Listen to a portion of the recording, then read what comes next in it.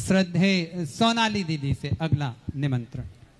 मेरे अनंत उपकारी गुरुवर के चरणों में कोटिशः नमोस्तु नमोस्तु नमोस्तु।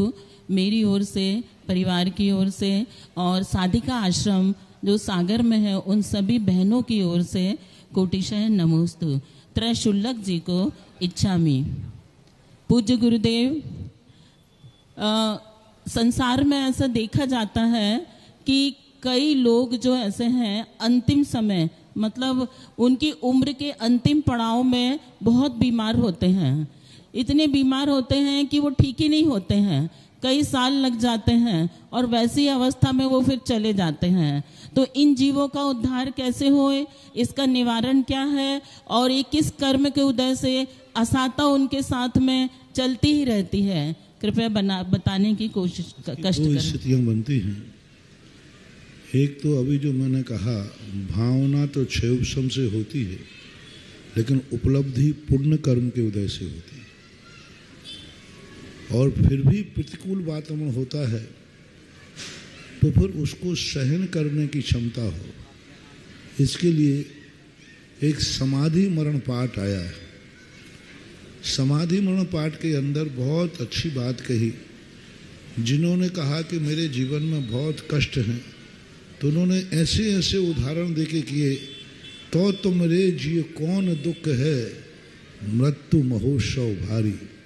उन्होंने चिलाती पुत्र का उदाहरण दिया, जिनके जीवन में इतने कष्ट आए।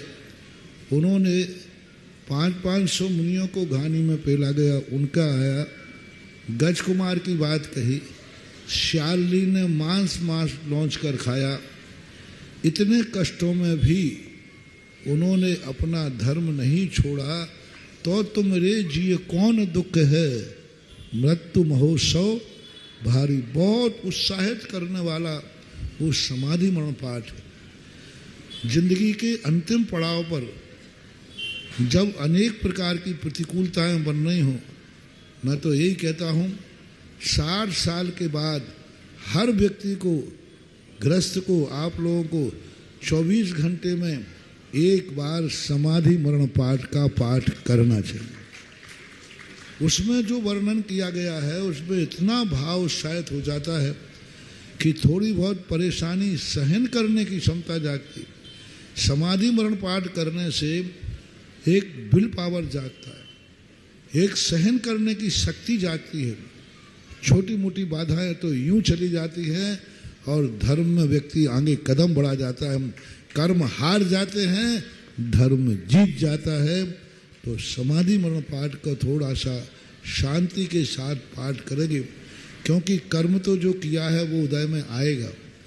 उसी विपरीत परिस्थिति में हमें धर्म का झंडा गाड़ना है, यही साधना है, यही तपस्या है, ऐसा माना। श्रद्धेय